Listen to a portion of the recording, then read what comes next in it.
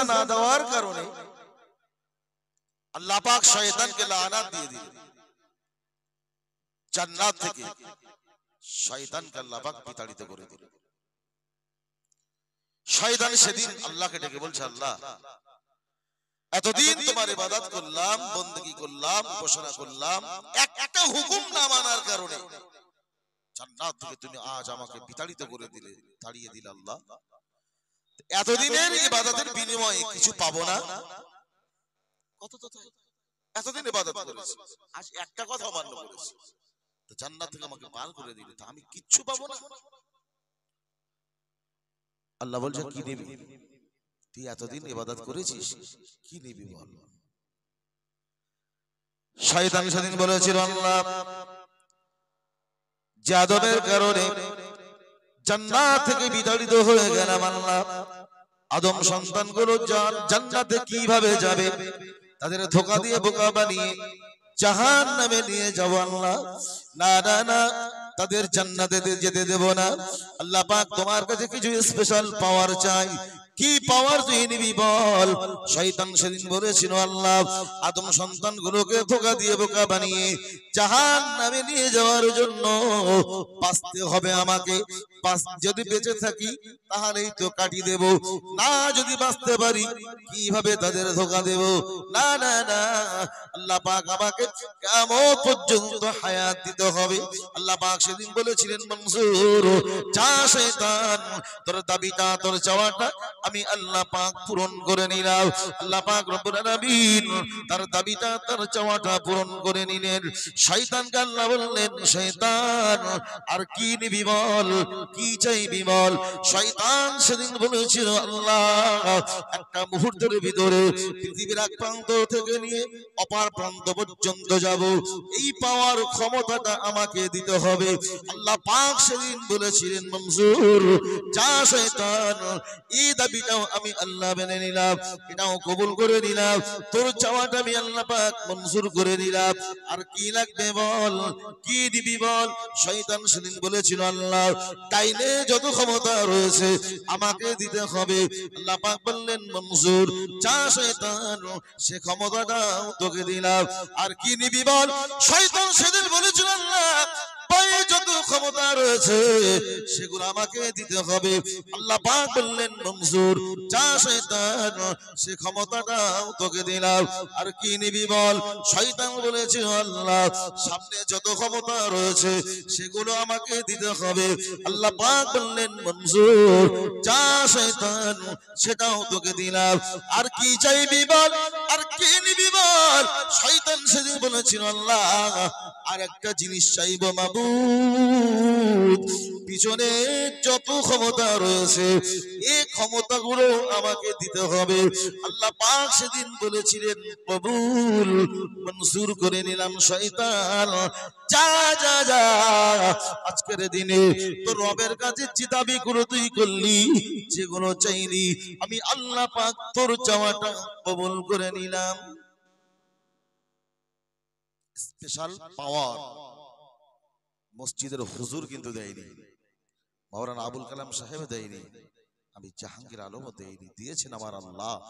শয়তানকে স্পেশাল কিছু পাওয়ার ক্ষমতা আল্লাহ পাকের কাছ থেকে নিয়েছে। আল্লাহ বলছে, কি করবি এই ক্ষমতা নিয়ে? কেন? তোমার বান্দাদেরকে যে আদমের কারণে জান্নাত থেকে বিতাড়িত হলাম, ওদের ধোঁকা দিয়ে বোকা বানিয়ে আমি জাহান্নামে ঢোকাবো। আল্লাহ কি বলেছিল জানে? আল্লাহ পাক সেদিন বলেছিল, শয়তান শুনে রাখ, যে ক্ষমতাগুলো নিয়ে আমার বান্দা বান্দীদের জাহান্নামে ঢোকাবি, শুনে রাখ। শয়তান কিয়ামত পর্যন্ত হায়াত নিলি, একটা মুহূর্তের ভিতরে পৃথিবীর এক প্রান্ত থেকে নিয়ে অপর প্রান্ত পর্যন্ত যাবি, সেই ক্ষমতা নিলি। ডাইনে বাঁয়ে সামনে পিছনে চারদিকে তুই ক্ষমতা নিলি। শয়তান দুটো জিনিস তুই চাইলি না, আমি আল্লাহ পাকও দিলাম না। শয়তান শুনে রাখ, দুটো জিনিস তোর পাক পড়ে গেল, এই দুটো জিনিস তুই চাইলি না, আমি আল্লাহ পাকও দিলাম না। শয়তানের মনটা খারাপ হলো, আল্লাহ কি বাত এমন পড়ে গেল, সামনে পিছনে ডাইনে বাঁয়ে সব তো আমি নিলাম, কিয়ামত পর্যন্ত হায়াত নিলাম, মুহূর্তের ভিতরে পৃথিবীর এক প্রান্ত থেকে নিয়ে অপার প্রান্ত পর্যন্ত যাব, সেই ক্ষমতা জানিলাম, কোন জিনিস আমায় বাদ পড়ে গেল। আমার আল্লাহ পাক বললেন, শয়তান শুনে রাখ, ও শয়তান, আমার বান্দা বান্দীদের ধোঁকা দিয়ে বোকা বানিয়ে জাহান্নামে তুই নিয়ে যাবি। তোর ধোঁকা এবং প্রবঞ্চনায় পড়ে আমার বান্দা বান্দি যদি পাহাড় পাহাড় সম পরিমাণ গুনাহ করে, শুধু পাহাড় সম পরিমাণ কেন, জমিন থেকে নিয়ে আসমান পর্যন্ত তারা গুনাহ করে। শয়তান শুনে রাখ, ওই বান্দা বান্দিগুলো একটাবার তওবা করে যদি ফিরে আসে, একটাবার অনুতপ্ত হয়ে আমি আল্লাহ পাকের কাছে কাঁদে, একটাবার তওবা যদি করে জমিনে সিজদা দিয়ে আমি আল্লাহ পাকের কাছে দুটো হাত উঠিয়ে কাঁদে, আমি আল্লাহ পাক দুটো জায়গা ফাঁকা রেখে দিয়েছি, একটা হলো নিচে, দ্বিতীয়টা হলো উপরে, একটা হলো নিচে, দ্বিতীয়টা হলো উপরে। এই দুটো জিনিস তুই চাইলি না, আমি আল্লাহ পাক দিলাম না। আমার বান্দা বান্দি যখন তারা জীবনে অন্যায় করে, পাপ করে, ভুল করে, গুনাহ করে, তওবা করে অনুতপ্ত হয়ে নিঝুম নিশিত রাতে তাহাজ্জুদের নামাজ আদায় করে দুফোঁটা চোখের পানি ছেড়ে সিজদা দিয়ে আমি আল্লাহ পাকের কাছে হাত উঠিয়ে রোনাজারি করে আমি আল্লাহ পাকের কাছে কাঁদে, আমি রব্বুল আলামিন আল্লাহ পাক তাদের জীবনের গুনাহগুলোকে মাফ করে দেব।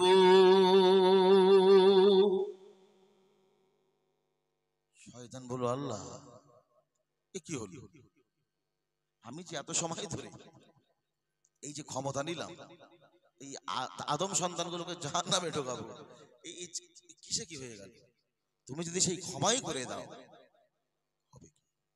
আরে তিনি কোন রব, আমরা আমাদের যিনি রব মালিক, মালিককে ডাকেন।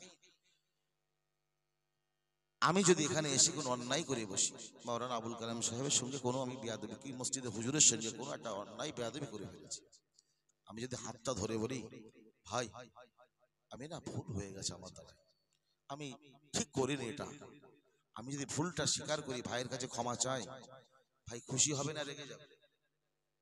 ও কথা বলেন, খুশি হবে না? দুনিয়ার মানুষের কাছে মানুষ ভুল করে অনুতপ্ত হয়ে যদি ক্ষমা চায়, দুনিয়ার মানুষও সন্তুষ্ট হয়। আমার আল্লাহ বলছেন, আমি তাওবাকারীকে বড় পছন্দ করি। বান্দা গুনাহ করেছে, ভুল করেছে, অনুতপ্ত হয়ে পাপটা স্বীকার করেছে, গুনাহটা স্বীকার করেছে। কেউ যদি চুরি করে, বলে তুই নিয়েছিস মাল, বলছেন না নেই, ঠিক করে বল, বলছেন না, আর সত্যি কথা বলি তো ছেড়ে দেবো, সত্যি কথা বলি তো ছেড়ে দেবো, মানে সত্য কথা বলি ছাড়, মানে ও যদি একবার বলে যে আমি নিয়েছি, আল্লাহ বলছে বান্দা তোরা যদি ভুল করে, অন্যায় করে, পাপ করে একটাবার স্বীকার করিস আমি ভুল করেছি, আল্লাহ তুমি আমাকে ক্ষমা করে দাও, আমাকে তুমি মাফ করে দাও।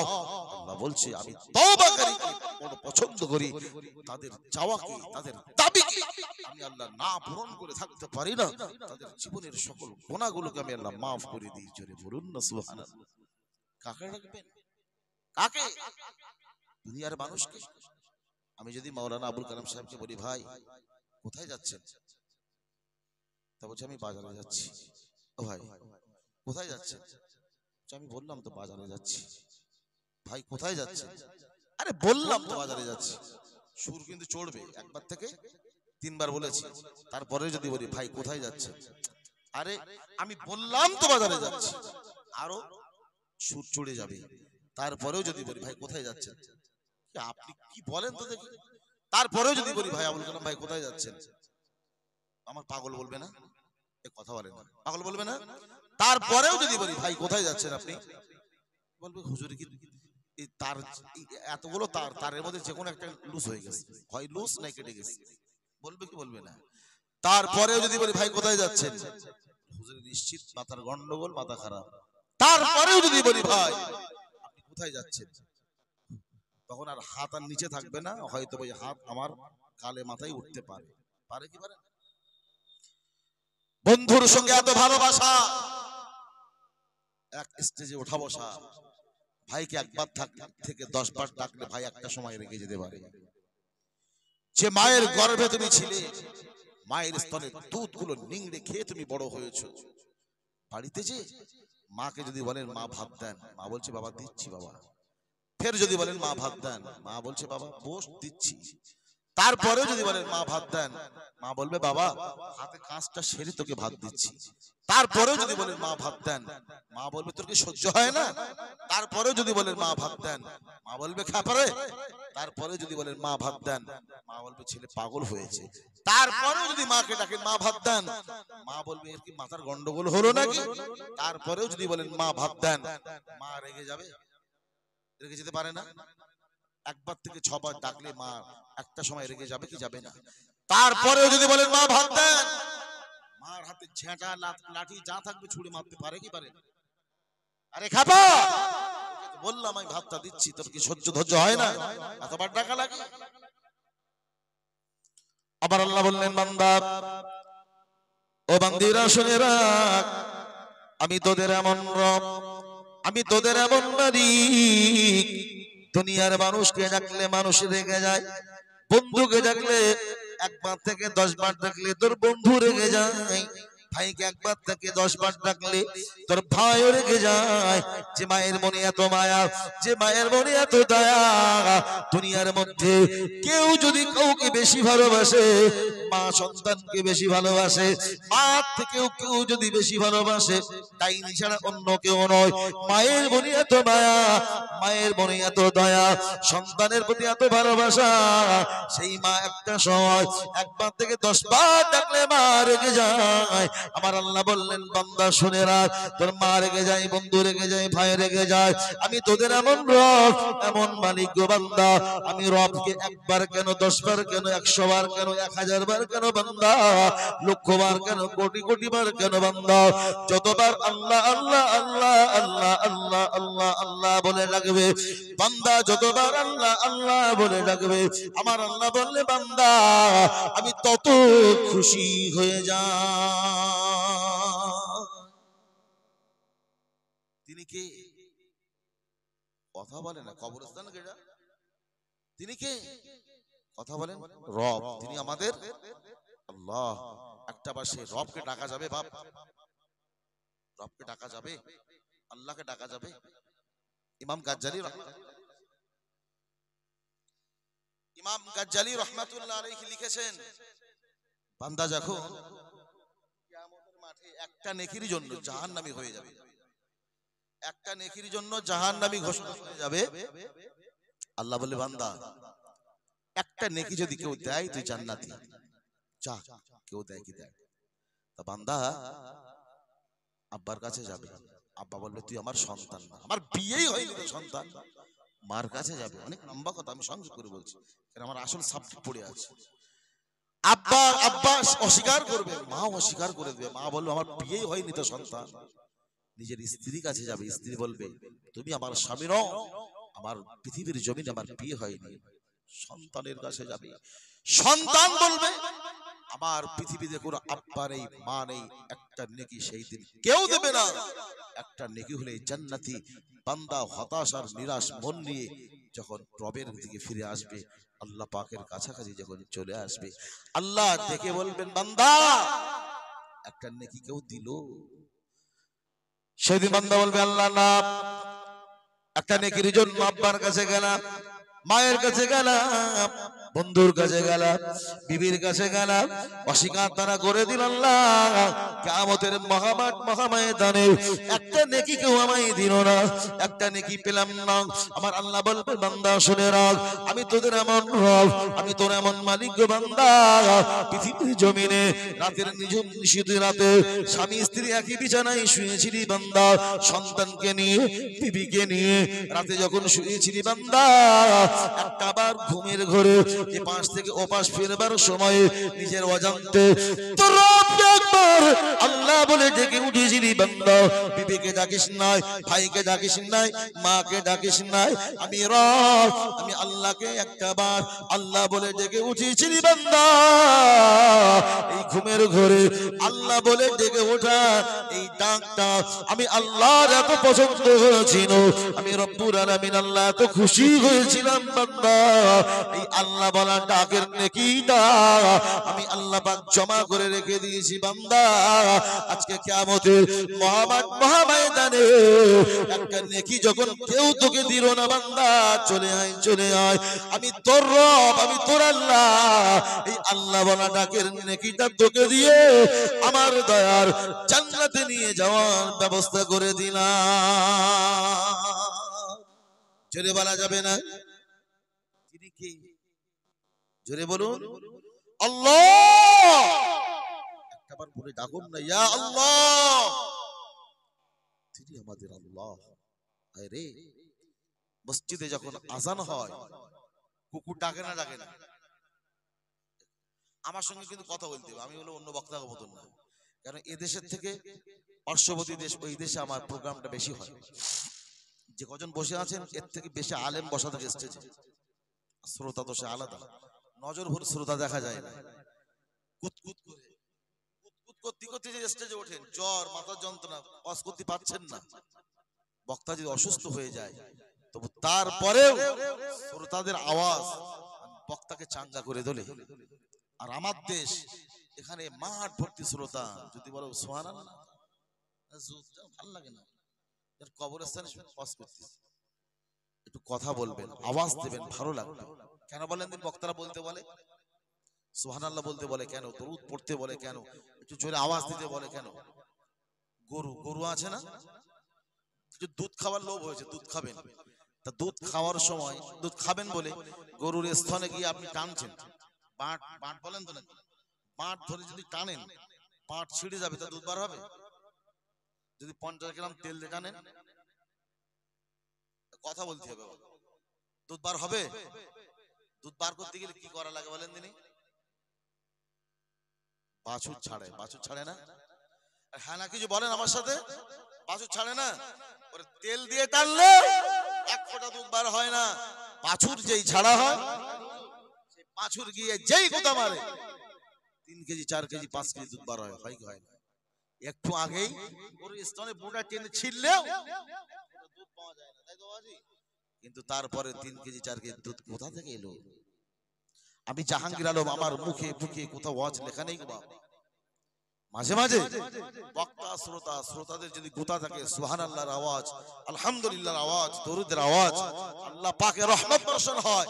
শ্রোতা যদি বক্তার দিকে চাতক পাখির মতো তাকিয়ে থাকে, আল্লাহ পাক সেই বক্তার জবান থেকে এমন কিছু কথা বলিয়ে নেন যে কথাগুলো আমার আপনার জীবনে উপকারে আসবে। সুবহানাল্লাহ বলবেন না? কুকুর কেন ডাকে আজান হলে? আজান যখন হয় সেই সময় শয়তান বায়ু সরাতে সরাতে পালায়। এই দৃশ্যটা শয়তান দেখতে পায়, পৃথিবীর মানুষ দেখতে পায় না, এই জন্যই কুকুর ডেকে। অন্য সময় যখন হু করার সময় হয় যে আজান, মসজিদে আজান, আর সেই ডাকা শুরু, শয়তান পালায় আর দেখতে পায়। আল্লাহ পাকের নামে তাকবীর ধ্বনি দিতে বলেছি, আপনাদের কণ্ঠে যেন শয়তান চেপে ধরে রেখেছে।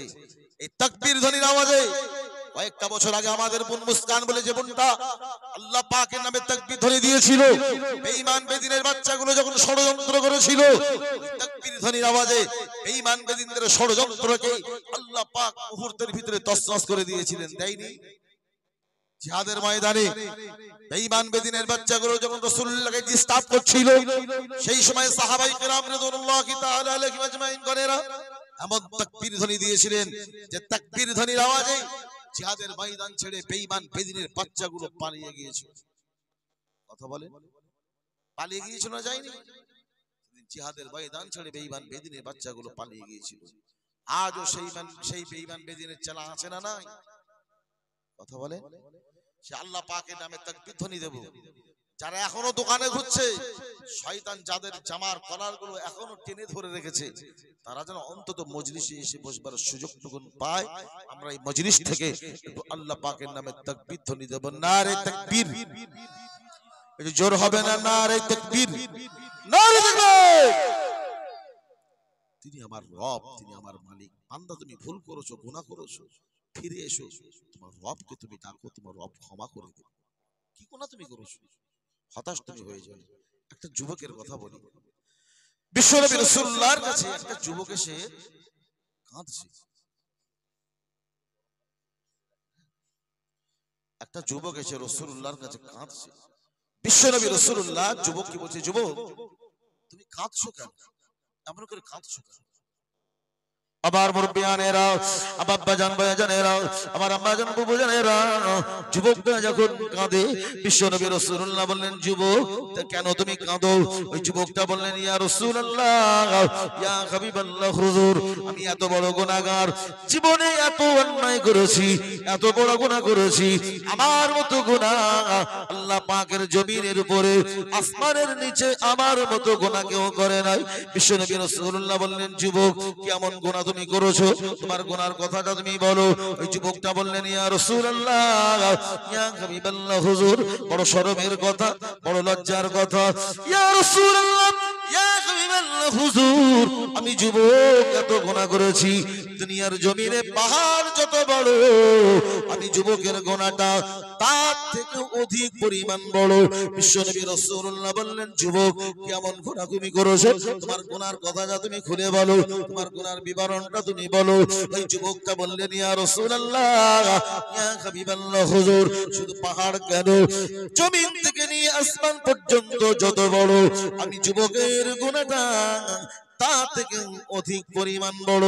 বিশ্বনবী রাসূলুল্লাহ বললেন, যুবক ও যুবক কেমন গুনাহ তুমি করেছো? তোমার গুনার কথাটা তোমার নবীকে তুমি খুলে বলো, তোমার রাসূলকে তুমি বলো।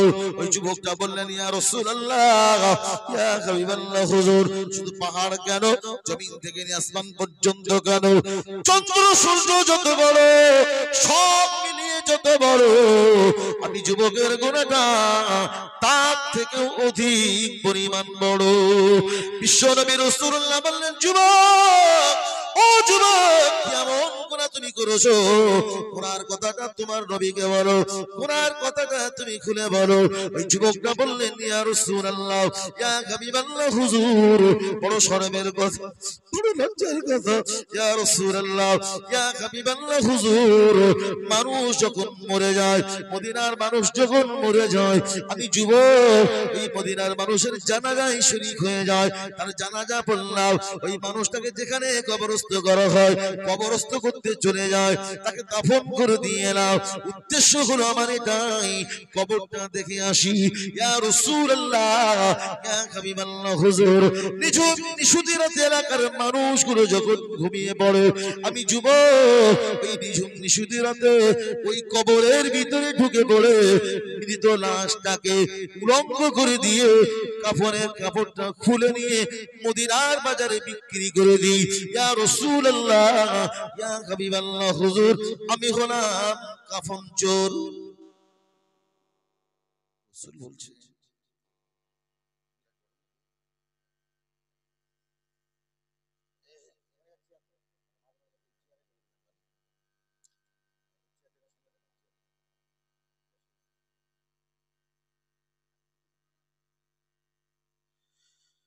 যুবকটা বললেন, ইয়া রাসূলুল্লাহ, যুবকটা বললেন, ইয়া রাসূলুল্লাহ, ইয়া হাবিবাল্লাহ, হুজুর আমি কাফন চোর। বিশ্বনবী রাসূল বলেন, যুবক তুমি এত নিষ্ঠুর হতে পারো? একটা মানুষ মরে যায়, মরে যাওয়ার পরে তার সঙ্গে যায় শুধু আমল, আর কাফনটুকু তার ছতর থাকবার জন্য দেওয়া হয়, আর সেই মানুষটা মরে কবরে ঢুকে গেল, কবর থেকে তাকে উলঙ্গ করে দিই, তুমি কাফনগুলো খুলে নিয়ে বিক্রি করতে পারো? তোমার মতো নিষ্ঠুর মানুষ, তোমার মতো পাপী মানুষ আর কি পৃথিবীতে আসে নাকি? যুবকটা কি বলেছিল জানি? ওই যুবকটা বললেন, ইয়া রাসূলুল্লাহ, ইয়া হাবিবাল্লাহ, হুজুর আমি যুবকের আসল গুনার কথাটা বলি নাই, যে এখন আসল গুনাহ করেছে সে গুনাহটা এখনো বলিনি। বিশ্বনবী রাসূলুল্লাহ হতবাক হয়ে গেলেন, হতচকিত হয়ে গেলেন। যুবক, ও যুবক, কেমন গুনাহ তুমি করেছো? তোমার গুনার বিবরণটা তুমি বলো।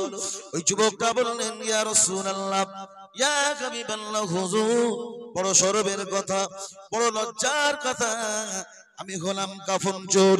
মানুষ যখন মারা যায় কাফনটা চুরি করে আনি। আজও মদিনার সুন্দরী রমণী, একজন অবিবাহিতা মদিনার সুন্দরী রমণী ইন্তেকাল করেছে। আমি যুবক ওই মহিলার জানাজায় শরীক হয়ে গেলাম। ইয়া রাসূলুল্লাহ, ইয়া হাবিবাল্লাহ হুজুর, ওই মহিলার জানাজায় শরীক হয়ে গেলাম। জানাজা পড়লাম, কবরস্থ করা হলো, কবরের ধারে চলে গেলাম, তাকে কবর দেওয়া হলো, কবরটাও দেখে এলাম। রাত যখন গভীর হলো, অন্য দিনের মতো আমি যুবক ওই কবরের ভিতরে চলে গেলাম। মানুষ যখন ঘুমিয়ে গেল, আমি যুবক নিঝুম নিশুতি রাতে ওই মহিলার কবরের ভিতরে ঢুকে পড়লাম। অন্য দিনের মতো আজ ওই মহিলার গা থেকে কাফনটা খুলে নিয়ে উলঙ্গ করে দিলাম। মহিলাটা উলঙ্গ হয়ে গেল, কাফনের কাপড়টা যেই না খুলে নিলাম, ইয়া রাসূলুল্লাহ, ইয়া হাবিবাল্লাহ হুজুর, শয়তান আমার মনের ভিতরে কি যেন ওয়াসওয়াসা দিল। এমন করে শয়তান ওয়াসওয়াসা ঢুকিয়ে দিল, যুবক তুমি কাফন চোর, এতদিন কাফন চুরি করো, আজ একটা বার তাকিয়ে দেখো, যার কাফনটা তুমি খুলে নিয়েছো মদিনার সুন্দরী রমণী, অবিবাহিতা মদিনার কোন মানুষ এই মহিলাটাকে স্পর্শ করে নাই। যুবক, এত সুন্দর সময় সুযোগটাকে হাতছাড়া তুমি করো না। তোমার নিজের যৌবন চাহিদা রয়েছে, জীবন যৌবন বলে একটা বিষয় রয়েছে। এই মহিলাটাকে তুমি হাতছাড়া করে চলে যাও না, নিজের যৌবনের চাহিদাটা মিটিয়ে নাও। ইয়া রাসূলুল্লাহ, ইয়া হাবিবাল্লাহ হুজুর, কবরের ভিতরে আমার মনের ভিতরে শয়তান কুমন্ত্রণা ঢুকিয়ে দিল, এমন অসহসা চাহিদা ঢুকিয়ে দিল। আমি যুবক নিজের যৌবনের চাহিদা সহ্য করতে না পেরে ওই নিঝুম নিশুতি রাতে একটা মৃত লাশের সঙ্গে মানুষ মরে গিয়ে কবরে চলে গিয়েছে, কাফনটা খুলে নিয়ে উলঙ্গ করে দিয়েছি। আমি যুবকের দিলটা কাঁপে না, আমি যুবকের ভয়ও লাগে না। আমি যুবক নিজের যৌবনের চাহিদা মেটানোর জন্য মৃত লাশের সঙ্গে ওই মহিলাটার সঙ্গে কবরে জেনা করেছি। নাউজুবিল্লাহ বলবেন না? বিশ্বনবী রাসূলুল্লাহ বললেন, ও মহিলা, বিশ্বনবী রাসূলুল্লাহ বললেন, যুবক এখন নিষ্ঠুর তুমি হতে পারো। যুবক, তোমার বাড়িতে তোমার মা নাই, তোমার বোন নাই, তোমার কি সন্তান নাই? যুবক, একটা মানুষ মরে কবরে চলে গিয়েছে, কেবল মাত্র কাফনটুকু নিয়ে গেছে। যুবক, এই কাফনটাও তুমি ছেড়ে দাও, কাফনটা চুরি করো, কাফনটা চুরি করে নিয়ে আসো। আজও মদিনার সুন্দরী রমণী অবিবাহিতা একটি নারী মৃত লাশ কবরে চলে গেল। যুবক, ওই মৃত লাশের সঙ্গে কিভাবে তুমি চেনা করলে বলো? যুবকটা বললেন, ইয়া রাসূলুল্লাহ, ইয়া হাবিবাল্লাহ হুজুর, আমি যুবক ওই মৃত লাশের সঙ্গে চেনা যখন করলাম, কাজটা যখন সম্পূর্ণ হয়ে গেল, এতদিন পর্যন্ত কাফন চুরি করি এমন অবস্থা কখনো হয় না। আমার কাজ সম্পূর্ণ হয়ে যায় না গেল, কবরের ভিতর থেকে কি যেন একটা গায়েবী আওয়াজ হয়ে গেল। যুবক, এমন নিষ্ঠুর পাষাণ তুমি হতে পারো? যুবক, আমি হলাম মৃত লাশ, মৃত মহিলা। যুবক, আমি তো জীবন্ত মানুষ নই, আমি হলাম একটা লাশ। দুনিয়ার কোন মানুষ আমাকে স্পর্শ করতে পারি নাই, আমি হলাম অবিবাহিতা নারী। ও যুবক, তোমার কি মা নাই, বিবি নাই, সন্তান নাই? একটা মৃত লাশের সঙ্গে চেনা করতে দিল কাঁপে না? আল্লাহর ভয় তোমার অন্তর কি নাই? যুবক, শুনে রাখো, আমি হলাম মৃত লাশ, আবার কিছু করবার নাই। যুবক, শুনে রাখো, নিশ্চিত করে কিয়ামতের মাঠ কায়েম হবে, কিয়ামত একদিন হবেই হবে। আল্লাহর আদালতে সেই দিন সবাইকে দাঁড়াতে হবে। যুবক, ও যুবক, শুনে রাখো, সেই দিন আমি এই মহিলা তোমার ব্যাপারে আল্লাহ পাকের কাছে বিচারটা দিয়ে দেব। তোমার কোনো ছাড় নাই। আমি একটা মৃত লাশের সঙ্গে তুমি চেনা করতে পারো, তোমার অন্তরটা কাঁপে না, ভয় লাগে না, রবের ভয় তোমার অন্তরে নাই। আল্লাহ পাক যখন বিচারের আসনে বসবেন, আল্লাহর কাছে এই বিষয়ে আমি বলবো, আল্লাহ সব জানেন, খবর রাখেন, তবু তোমার বিষয়ে মামলা দায়ের করে দেব। যুবকটা বললেন, ইয়া রাসূলুল্লাহ, ইয়া হাবিবাল্লাহ, হুজুর, আমি যুবক, এতদিন পর্যন্ত কাফন চুরি করি, আমার মনের ভিতরে কোনো ভয় আসে না। ইয়া রাসূলুল্লাহ, ইয়া হাবিবাল্লাহ, হুজুর, আজকের মনের ভিতরে কি যেন ভীতি সঞ্চার হয়ে গেল, মনের ভিতরে একটা কি যেন ভয় ঢুকে পড়লো। আমি যুবক আর কবরের ভিতরে দাঁড়াতে পারি না, কবরের ভিতরে থাকতে পারি না। ইয়া রাসূলুল্লাহ, ইয়া হাবিবাল্লাহ, হুজুর, আমি যুবক, আমার অন্তরের ভিতরে এমন একটা ভয় ঢুকে গিয়েছে, আমি তো মানুষ, আমার মা আছে, বোন আছে, তারাও মরে যাবে, আমিও মরে যাব, এদের মতো করে আমরাও মরে যাব, কবরে চলে আসবো, কিয়ামতের মাঠ হবে, আল্লাহ পাক বিচার করবে, আল্লাহর আদালতে সেই দিন কি জবাবদিহি করব? না না না, ইয়া রাসূলুল্লাহ, ইয়া হাবিবাল্লাহ, হুজুর, মনের ভিতরে একটা ভীতি সঞ্চার হয়ে গিয়েছে, আমি আর সহ্য করতে পারি না। বলুন ইয়া রাসূলুল্লাহ, ইয়া হাবিবাল্লাহ, হুজুর, বলুন আমি যুবকের গুনাহটা কি মাফ হবে?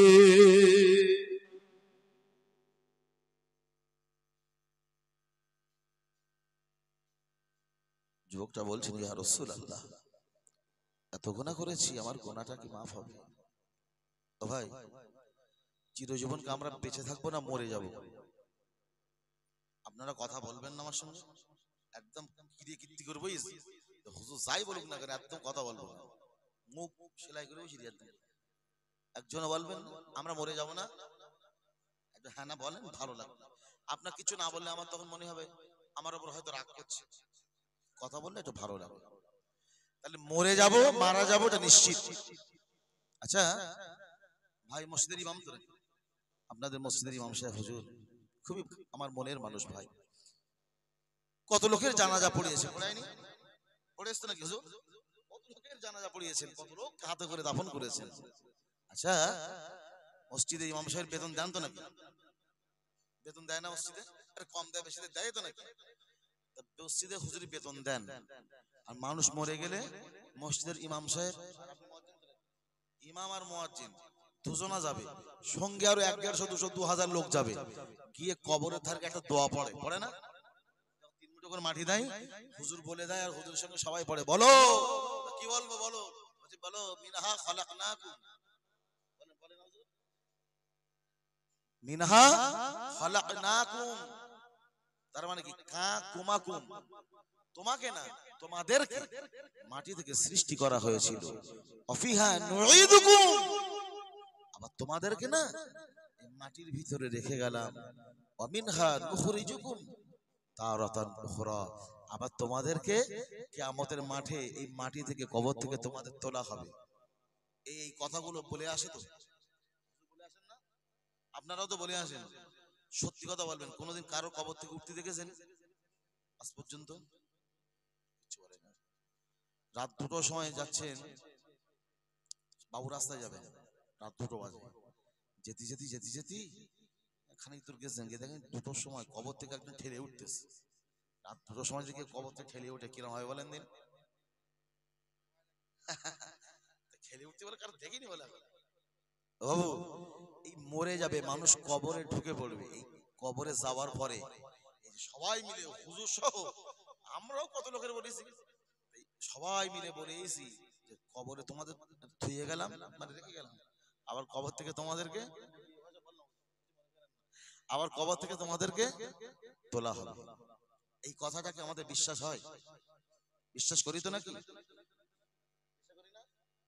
মুয়াজ্জিন সাহেব বলছে হুজুর করি। নবী ইব্রাহিম আলাইহিস সালাম, হজ কিন্তু আমি এখনো শুরু করিনি বাবা, কোরআন আয়াত রেখে এসেছি, মজলিসটাকে সুন্দর হোক, জমিন উর্বর হলে চাষাবাদ করে তো এলাকার মানুষ, জানি আমি। জমিন যদি উর্বর হয়, বীজ দিলে গাছ ভালো হয়, আর গাছ ভালো হলে ফসল ভালো হবে। জমিন যদি উর্বর না হয়, কোরআনের কথা যা দেওয়া সব সিরিপ টান, হুজুর যা বলে বলে, হুজুরকে তো দু ঘন্টা বলবে, ভালো মন্দ খেতে যাওয়ার শেষে আবার মালগুড়ি দেবে, তকবির দিতে যা বলতে হুজুর বলো, আমরা চুপ করে বসে থাকি। আপনারা সুবহানাল্লাহ বলবেন, বিনিময় আল্লাহ জান্নাতের ভিতরে একটি ফলের গাছ লাগিয়ে দেবেন। জোরে বলুন। এখানে শেষ নয়, কিতাবে এসেছে আসমান জমিনের মধ্যবর্তী ফাঁকা জায়গা একবার সুবহানাল্লাহ বলবার বিনিময়ে আল্লাহ নেকি দিয়ে ভরপুর করে দেবেন। জোরে বলুন। এবার সুবহানাল্লাহ খুব বলেছে, কেন বলেন জানি? মুসলমান আমরা তো লাভে লোহাবই, বিনা লাভে তুলোই বই না। লাভ যদি হয় তাহলে সুবহানাল্লাহ বলো, কানহালি বলবো কেন? হুজুর তুমি বলো। আমরা বিশ্বাস করি মরণের পরে আমাদের কবর থেকে আবার উঠতে হবে।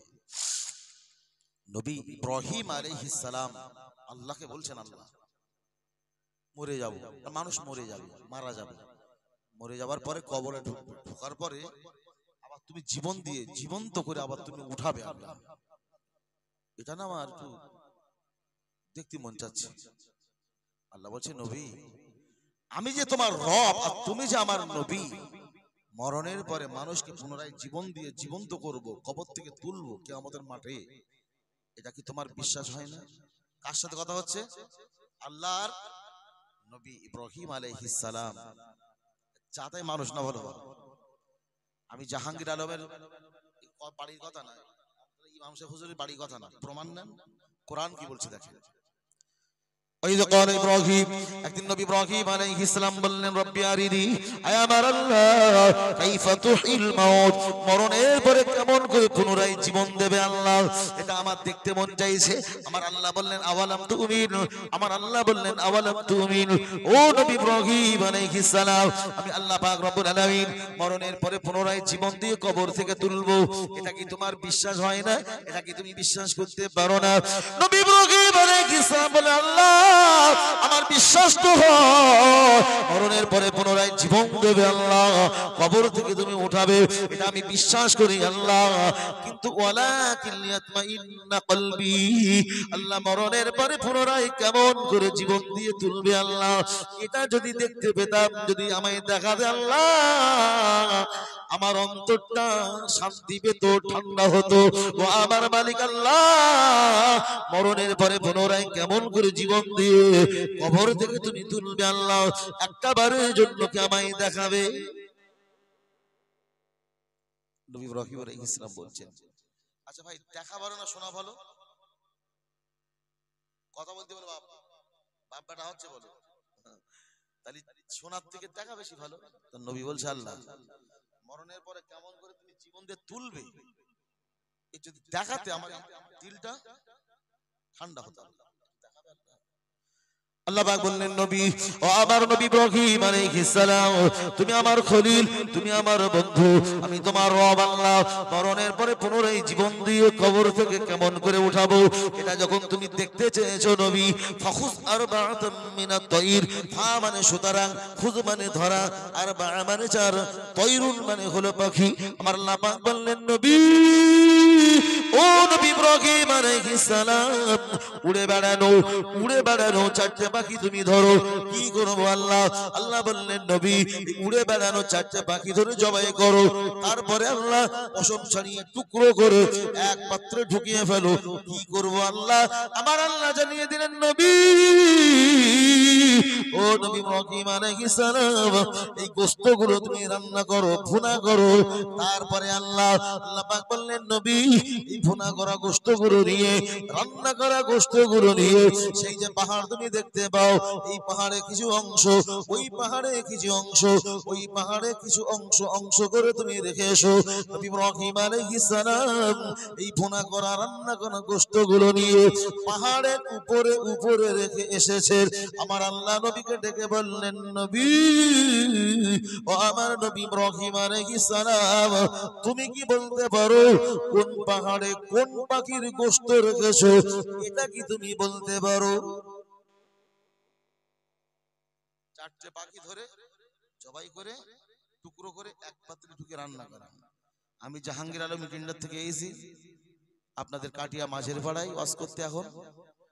এখন ইমাম সাহেব যদি বলে দাঁড়া ওয়াজ হবে পরে, হুজুরি আগে টেস্ট করি, আমার এখন জম্পেশ খাওয়া খেতেছে, খাইনি অবশ্য এখন, মানে আমি এটা বোঝানোর জন্য বলছি, খুব জম্পেশ করে খেতেছে, মুরগির গোস্ত দিয়েছে, তো খেলাম। এসছে আসবো, হুজুর দাঁড়া, কি হুজুর কোনটা মোরগের গোস্ত আর কোনটা মুরগির গোস্ত বলতে হবে, তারপরে ওয়াজ করবে।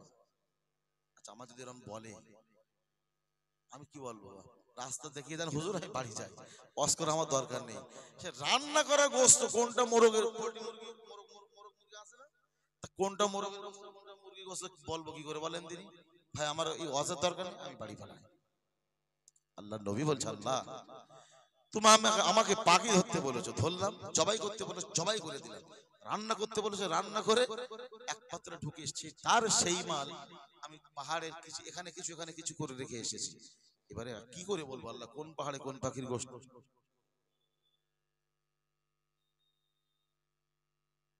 ও আপনাদের কষ্ট হচ্ছে না তো? কোন পাহাড়ে কোন পাখির গোশত রেখে এসেছি কি করে বলবো? আল্লাহ পাক বললেন, নবী ও আমার নবী ইব্রাহিম আলাইহিস সালাম, তুমি বলতে পারো না কোন পাহাড়ে কোন পাখির গোশত রয়েছে, এটা তুমি আলাদা করতে পারো নি, এটা তুমি বলতে পারো না নবী। যে জায়গায় তুমি দাঁড়িয়ে রয়েছো এই জায়গায় দাঁড়িয়ে থেকে পাখিগুলোর নাম ধরে ধরে তুমি দেখো। নবী ইব্রাহিম আলাইহিস সালাম জায়গায় দাঁড়িয়ে পাখিগুলোর নাম ধরে ধরে যেই না ডাকা শুরু করেছেন, তিনি লক্ষ্য করে দেখলেন পাহাড়ের উপরে রেখে আসা গোশতগুলো, ভুনা করা গোশতগুলো, এই রান্না করা গোশতগুলো উড়ে উড়ে উড়ে উড়ে একত্রিত হয়ে পূর্বের মতো জীবন্ত নতুন পাখি তৈরি হয়ে হেঁটে হেঁটে নবী ইব্রাহিম আলাইহিস সালামের কাছে হাজির। জোরে বলা যাবে না? কি জোর হবে না? নারে তাকবীর, নারে তাকবীর।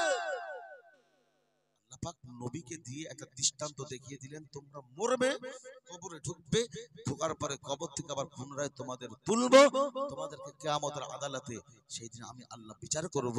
আল্লাহ পাক কোরআনে বলছেন অনুফিকা ফিস-সূর, সিংহায় যখন ফুৎকার দেওয়া হবে, ফাসাইকা, সুতরাং ওই আওয়াজে মান ফিস সামাওয়াতি ওয়া মান ফিল আরদ, আসমান জমিনে যা আছে সব ধ্বংস হয়ে যাবে, ইল্লা মান শাআল্লাহ, আমার আল্লাহ যা চাইবেন যাকে চাইবেন তা ছাড়া। সুম্মা নুফিকা ফীহি উখরা ফাইযা হুম কিয়ামুন ইয়ানজুরুন, ইসরাফিল আলাইহিস সালাম দ্বিতীয়বার যখন সিংহায় ফুৎকার দেবে, আল্লাহ কবর থেকে এবার সব তুলবে। প্রথম ফুঁকে আমার আওয়াজ মানে বুঝতে পারেন না, ছেড়ে পালাবো নাকি?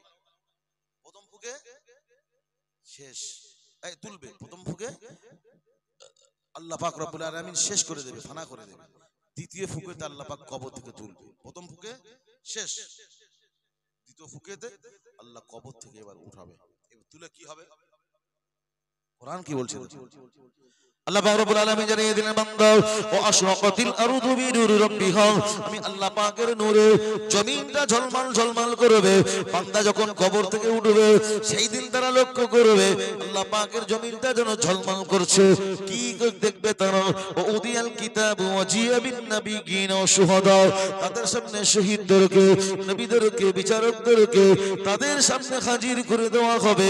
ও কুদিয়া বাইনাহুম বিল হক, আমার আল্লাহ পাক বললেন আমি রব্বুল আলামিন আল্লাহ হকের সঙ্গে বিচার করব, ন্যায় বিচার করব বান্দা। ওহুম লা ইউযলামুন, না না বান্দা বিন্দু মাত্র তোমাদের প্রতি জুলুম করব না বান্দা।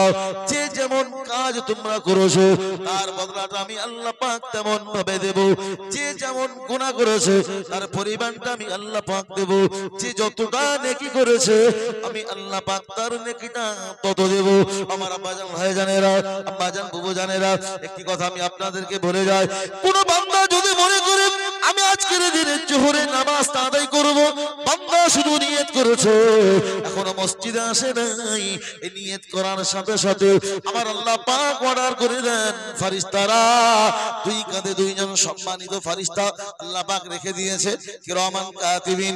আল্লাহ পাক রব্বুল আলামিন দুইজন ফেরেশতাকে রেখেছেন, একজন নেকি লেখেন, সওয়াব লেখেন, একজন গুনাহ লেখেন। নেকির কাজ তুমি করবে বলেছো, আল্লাহ পাক জানিয়ে দিলেন ফেরেশতারা আমার বান্দা করে নাই, শুধু নিয়ত করেছে, মসজিদে চলে, বান্দা হেঁটে হেঁটে হেঁটে হেঁটে যায়, আমার বান্দার আমলনামাতে কদমে কদমে কদমে কদমে সওয়াব লিখে দাও। বান্দা এখনো মসজিদে যে নামাজ পড়ে নাই। কোন বান্দা যদি মসজিদের ভিতরে ঢুকে নামাজের হালাতে বসে থাকে, নামাজটা এখনো পড়ে নাই, নামাজ কবুল হতে গেলে বাবা কিরাত সহি হওয়া লাগবে, নামাজের আরকান হাকাম জানা লাগবে, সহি করে নামাজ পড়তে হবে বাবা। তুমি যদি সহি ভাবে নামাজ পড়তে না পারো, এই নামাজটা তোমার কবুল হতে পারে না বাবা।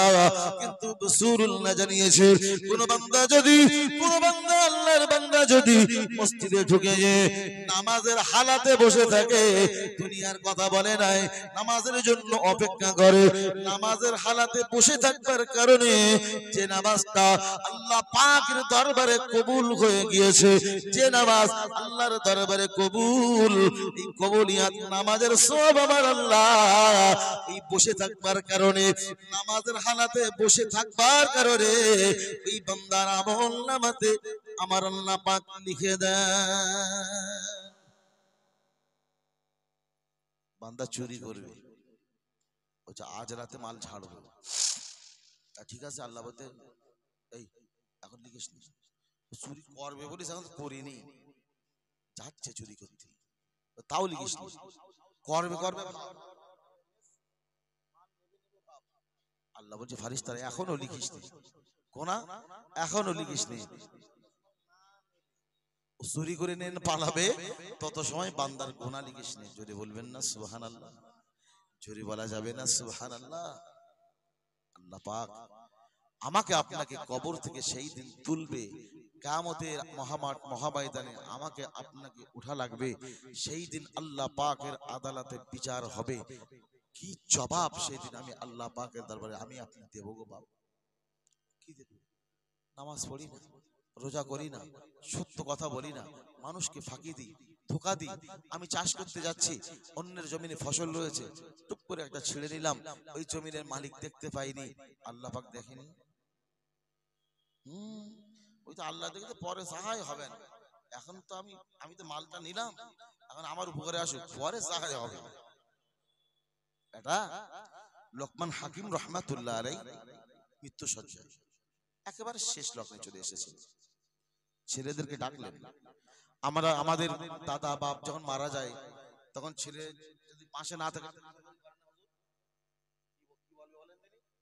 খোঁজে, এই 10 টাকার নোট পাকিয়ে 20, 20 টাকার নোট 50, 50-এর মাল 100, 100-এর মাল 500, 500 নোট 500-এর মাল 2000, 2000-এর নোট এখন ধরেন নেই, বাদ দেন, তাই 100-এর নোট 200, 200-এর মাল 500, পেঁচিয়ে টাকা ব্যাংকে জমিয়েছে।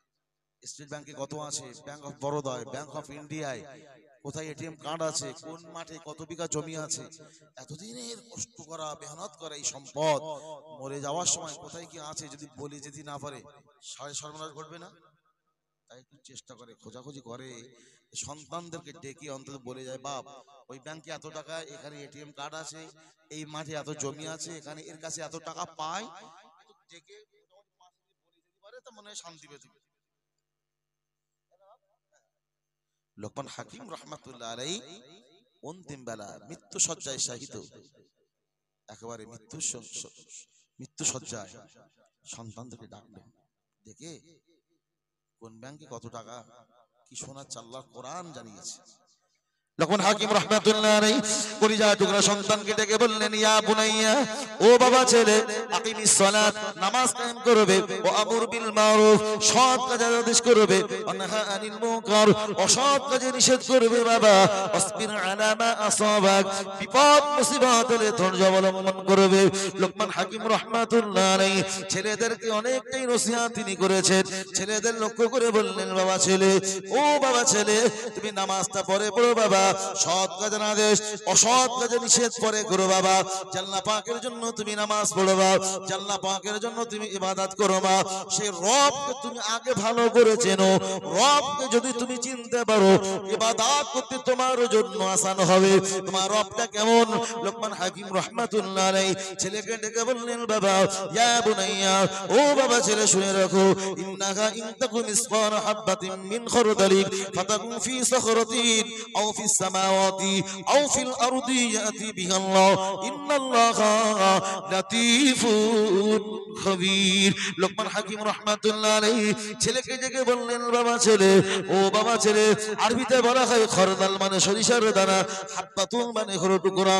ও বাবা ছেলে শুনে রাখো, যদি হয় একটি সরিষার দানার অংশ, শুধু সরিষার দানা নয় গো বাবা, সরিষার দানার একটা অংশ যদি আও ফিস সামাওয়াতি আও ফিল আরদি, সাত আসমান সাত জমিন গো বাবা, সাত আসমান সাত জমিনের শূন্য মার্গের কোন জায়গায় যদি তুমি ছড়িয়ে দাও, কোন জায়গায় যদি তুমি গোপন করে রাখো বাবা, এই বস্তুটা দুনিয়ার কোন মানুষ যদি না জানে, দুনিয়ার মানুষ যদি খুঁজে বার করতে না পারে, আল্লাহ পাকের জন্য তুমি নামাজ পড়বা, সৎ কাজ আদেশ করবা, অসৎ কাজে নিষেধ করবা বাবা, সেই রব্বুল আলামিন আল্লাহ পাক এই গোপন বস্তুটা খুঁজে বার করতে পারে। এই গোপন বস্তুটার খবর আল্লাহ পাক তিনি রাখে। মাল ছিড়িছে ওইতে নেই পালা, কেউ দেখতে পাইনি। দেখেছেন কে? দেখেছেন আল্লাহ। তুমি গুনাহ করেছো, কোন জমিনে মদ পান করেছো, কোথায় তাস পিটিয়েছো, কেউ দেখেনি, দেখেছেন আবার আল্লাহ। আল্লাহ বললেন, বান্দা, ইয়া আইয়ুহাল্লাযীনা আমানু, হে ঈমানদার বান্দাগণ, ইন্নামাল খামরু, নিশ্চয়ই তোমাদের জন্য মদ, ওয়াল মাইসিরু ওয়াল আনসাবু ওয়াল আজলামু রিজসুম মিন আমালি শাইতান ফাজতানিবুহু লাআল্লাকুম তুফলিহুন। হে ঈমানদার বান্দাগণ, নিশ্চয়ই তোমাদের জন্য মদ, তোমাদের জন্য জুয়া, তোমাদের জন্য লটারি, দরকার নামে মান্নত করা, রিজসুম মিন আমালি শাইতান, চারটি কাজ শয়তানি কাজ, চারটি কাজ নাপাক কাজ আমি রব্বুল আলামিন আল্লাহ পাক তোমাদের জন্য হারাম করে দিয়েছি। আল্লাহ পাক করেছেন হারাম, আর মুসলমান করেছেন এরা মদ পান করে না, করে না, করে না। জলসায় ঢুকছি দক্ষিণ 24 পরগনায়, মানে এখান থেকে 100 কি 200 হাত মতো গেলেই জলসার স্টেজ, মদ খেয়ে ওখানে মাত্রামি করতেছে। ছি, মুসলমান আমাদের জন্য বড় লজ্জা, লজ্জা। কে? সে তো আমার ছেলে। সে কে? সে তো আমার ভাই। সে কে? সে তো আমার আপনার আপনজন। আমি ছোট জগন্নাথ সেজেছি, সেজদা দিয়ে দিয়ে কপালে দাগ করেছি, কিছুই বলিনি, তাকে কখনো নিষেধ করিনি, বারণও করিনি। মনে রাখুন, এই নামাজ আমাকে আপনাকে নাজাত দিতে পারে না। জানেন, গুনাহ করা, গুনাহ সহ্য করা সমপরিমাণ গুনাহ। নবী আমার আবার ইঞ্জিন গরম না হলে ঠিক লাইন সোজা হয় না।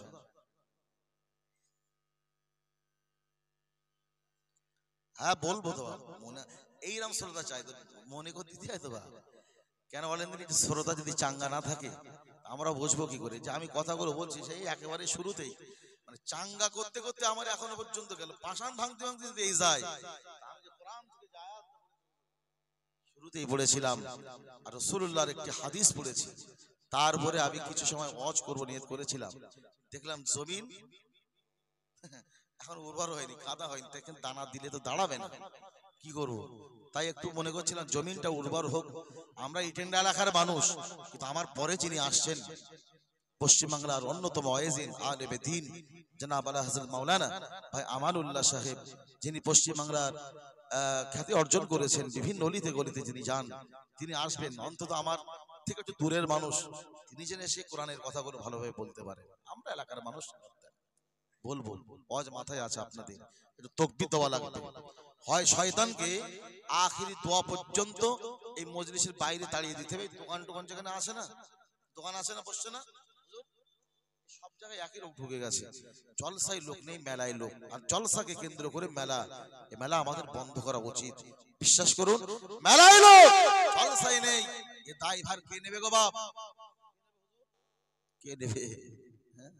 এক হাত সেলাই করতে যে দু হাত ফেড়ে যদি যায়, এ সেলাই করা কোনো লাভ হবে না। আমি দেখেছি তো, মানে ওখানে প্রচুর পরিমাণ লোক, ছেলেদের মেয়েদের, কিন্তু মজলিসে কোনো লোক নেই। শয়তানকে অন্তত কাটিয়ার 4 রাস্তা মোড়ে দেন যে তুই আখেরি দোয়া পর্যন্ত দিকে ঝামেলা করিস না, অন্তত যারা ঘুরছে এসে যেন বসতে পারে। তাকবীর দিতে পারবেন শয়তান তাড়ানোর মতো? পারবেন? হ্যাঁ না বলেন, পারবেন তো? তাকবীর দান তো, নারে তাকবীর, আল্লাহু আকবার। হুজুর চিন্তা করে কি করবে, আচ্ছা জুত আমি লাগি অন্তত জোর হবে না নারে তাকবীর, আল্লাহু আকবার, জোর হবে না নারে তাকবীর। আল্লাহু আকবার। ভাই চার রাস্তার মোড়ে দেন, আর তা না হলে মাটির তলায় দেন, মাটির তলায় ঢুকে যাক কারণের মতো। কারণ 3.5 হাত করে মাটি নিচে ঢুকছে। 3.5 হাত করে কদিন ঢুকবে? এক সপ্তাহ, এক মাস, এক বছর? না গো বাবা, কারণ 3.5 হাত করে মাটির নিচে কিয়ামত পর্যন্ত ঢুকবে। সে কারণ কে? কারণ হলো তাওরাত কিতাবের হাফিজ। তাওরাত কিতাবটা কেমন? যার 1000 পারা, প্রত্যেক পারাতে 10,000 করে পৃষ্ঠা বিশিষ্ট এই তাওরাত কিতাবের হাফিজ সারা পৃথিবীতে মাত্র 3 জন। এদিক ভাই, অন্যদিক মনে হলেই হবে না, ওরা যাবার করবে। একজন হলো নবী মুসা আলাইহিস সালাম, দ্বিতীয় জন হলো নবী মুসা আলাইহিস সালামের ভাই হারুন আলাইহিস সালাম, তৃতীয় নাম্বার ব্যক্তি হলো নবী মুসা আলাইহিস সালামের বোনের স্বামী, যার নাম হলো মিস্টার কারুন। বর্তমান 3.5 হাত করে মাটির নিচে ঢুকছে। এই কারুন ছিল তাওরাত কিতাবের হাফিজ। তাহলে বলবেন হুজুর, একজন তাওরাত কিতাবের হাফিজ হয়ে মাটির নিচে কেন কেন ঢুকছে? সারা পৃথিবীতে কোরআনের হাফেজ অসংখ্য অগণিত, তাই তো নাকি বাবু? কত হাফেজ কোরআন রয়েছে পৃথিবীতে, তাওরাত কিতাবের হাফেজ মাত্র 3 জন। আল্লাহ পাক কয়েকটা জিনিস বানিয়েছেন নিজের কুদরতি হাতের ছোঁয়া লাগিয়ে। তার মধ্যে নবী মুসা আলাইহিস সালামকে যে কিতাবটা দেওয়া হয়েছিল, এই কিতাবে আল্লাহ পাকের কুদরতি হাতের ছোঁয়া লাগানো রয়েছে। নবী মুসা আলাইহিস আল্লাহকে একদিন বলছে, আল্লাহ আমার উম্মতরা বড় ঘাড় বেঁকা, আমার উম্মতরা বড় ঘাড় বেঁকা। একটা যদি আসমানি কিতাব দিতে, যে আসমানি কিতাবের শরিয়াত দেখিয়ে আমার উম্মতদেরকে সঠিক পথ দেখাতাম, তোমাকে চিনতো আল্লাহ, একটা আসমানি কিতাব তুমি আমায় দেবে। কারণ কেন 3.5 হাত মাটির নিচে, এটা বোঝানোর জন্য আমি বলছি। আল্লাহ পাক বললেন, নবী মুসা আলাইহিস সালাম, কিতাব তোমায় দেব, সহজে দেব, কষ্ট করতে হবে। তো নবী মুসা আলাইহিস সালাম বললেন, আল্লাহ কিতাব দেবে তুমি, আমাকে কেন কষ্ট করা লাগবে? আল্লাহ বললেন, নবী ও আমার নবী মুসা আলাইহিস সালাম শুনো, সহজে উপার্জিত জিনিসের কোনো কদর হয় না। কিতাব আমি আল্লাহ পাক তোমাকে দেব, একটু কষ্ট তোমায় করা লাগবে। সহজে উপার্জিত জিনিসের যেমন কোনো কদর নাই। শ্বশুর শাল দিয়েছে 5,000 টাকা দাম, নিজের জুতো কেনা 50 টাকা দামের জুতো, শ্বশুর দেওয়া 5,000 টাকা দামের শাল দিয়ে নিজের কেনা 50 টাকা দামের জুতো মুছতে একটা বারের জন্য দিল কাঁপবে না, মনে মায়া লাগবে না। দাদা গাছ লাগিয়ে গিয়েছে, ফলন্ত আমের গাছ, বাড়ি করবার জন্য গাছটা কাটতে হবে, গাছটা কাটলে মনে কোনো কষ্ট নাই। নিজে গাছ বসিয়েছে, পানি দিয়েছে, ছাগল গরু হাত থেকে বাঁচানোর জন্য কত কষ্ট তিনি তো আপনি করেছেন। আজ সেই গাছটা যদি কাটতে হয়, নিজের মনে একটু কষ্ট লাগবে কি লাগবে না? আল্লাহ পাক বললেন, নবী ও আমার নবী মুসা আলাইহিস সালাম শুনো, আমি আল্লাহ পাক কিতাব দেব, সহজে উপার্জিত জিনিসের কোনো কদর হয় না, কষ্ট একটু করা লাগবে। নবী মুসা আলাইহিস সালাম বলে, আল্লাহ কি কষ্ট আমায় করা লাগবে?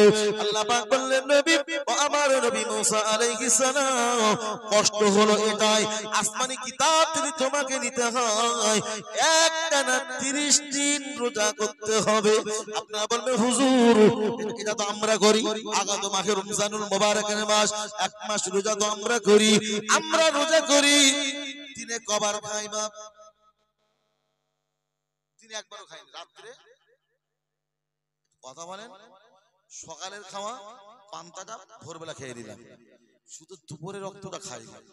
আবার সন্ধ্যায় যা খেলা, ইফতারে ভেজি পাপড় চপ বেদানা আঙুর সিঙ্গাড়া, যত দুনিয়ার মাল এক জায়গায়, পানি বিলের পানি এক জায়গায় করছি, একটা রক্ত ছেড়ে গেছে, তাই শুধু জোহরের টাইমটা খাইনি। সন্ধ্যাবেলা আমার আপনার জলে প্রতিদিন সেহেরি করি, ইফতার করি, আবার তারাবি পড়তে যাই, সেখান থেকে তারাবি পড়ে সে আবার খাই না। আল্লাহ পাক বললেন, নবী ও আমার নবী মুসা আলাইহিস সালাম শোনো, তুমি যে রোজা করবে একটানা 30 দিন, সেহেরি করবা একবার, শেষে যে ইফতার করবা একবার, মাঝে কোনো সেহেরি নেই, ইফতারও নেই, একটানা এক সেহেরি এক ইফতার, একটানা 30 দিন রোজা। এই রোজাটা সহজ না কঠিন? তো বাপ কেরাম মনে হচ্ছে বলেন দিদি? যে একটানা 30 দিন রোজা। আল্লাহ পাক বললেন নবী ও আমার নবী মুসা আলাইহিস সালাম একটানা 30 দিন রোজা করা লাগবে। নবী মুসা আলাইহিস সালাম মেনে নিন আল্লাহ তুমি যাতে রাজি আমি তুমি তোমার নবী মুসা আলাইহিস সালাম আমি তাতে রাজি। নবী মুসা আলাইহিস সালাম রাজি হলেন, রোজা রাখতে শুরু করলেন। ও মুরব্বিয়ানেরা আমার আব্বা জান ভাইজানেরা, নবী মুসা আলাইহিস সালাম রোজা রাখা শুরু করলেন। আজ তিনি রোজা শুরু করে দিলেন, 27 পেরিয়ে গেল। এমন করতে করতে করতে 38 এমন করতে করতে 29 হয়ে গেল। 30 দিন রোজা পূর্ণ হলো, বিকালের টাইম হলো। নবী মুসা আলাইহিস সালাম বললেন আল্লাহ আজ তুমি নুরানি কিতাব দেবে, মুখে বড় দুর্গন্ধ, একটা মাস খাওয়া না, মুখে কত দুর্গন্ধ। আমরা সারা দিন যখন খাই না বিকালে টাইমে মেসওয়াক করি, কানে দুর্গন্ধ হয়। নবী মুসা আলাইহিস সালাম এক মাস তিনি খান না, মুখে এত দুর্গন্ধ হয়েছে। আল্লাহ তোমার কিতাবটা কিভাবে পড়বো? না না না, নবী মুসা আলাইহিস সালাম এই গানের দুর্গন্ধটা দূর করবার জন্য গাছ থেকে একটি ডাল ভেঙে নিয়ে বিকালের টাইমে যেই না মেসওয়াক করা শুরু করেছে, আমার আল্লাহ ডেকে বললেন নবী আমার নবী মুসা আলাইহিস সালাম বলো আমি আল্লাহ পাক তোমাকে রোজা রাখবার নির্দেশ দিয়েছি, রোজা রাখতে বলেছি, মিসওয়াক করতে তো তোমাকে বলি নাই। নবী বলো বলো বলো কে তোমাকে মিসওয়াক করতে বলেছে তুমি বলো।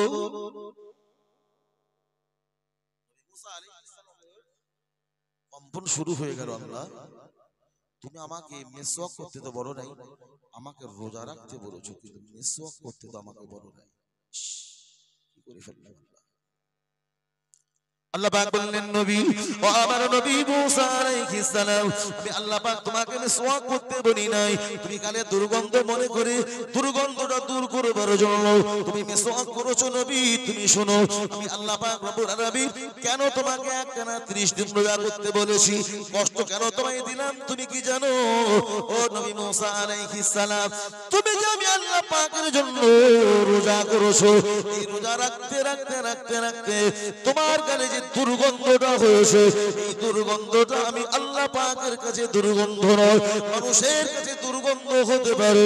রোজাদারের মুখের গন্ধটা আল্লাহ পাকের কাছে মৃগ নবীর থেকে বেশি খুশবু প্রিয়, আল্লাহ পাকের কাছে অধিক প্রিয়। নবী আমি আল্লাহ পাক কিতাব দেব, এমন কিতাব তোমাকে দেব, আমার কুদরতি হাতের ছোঁয়া লাগানো কিতাবখানা তোমাকে দেব, সুগন্ধর গন্ধ দিয়েই দেব।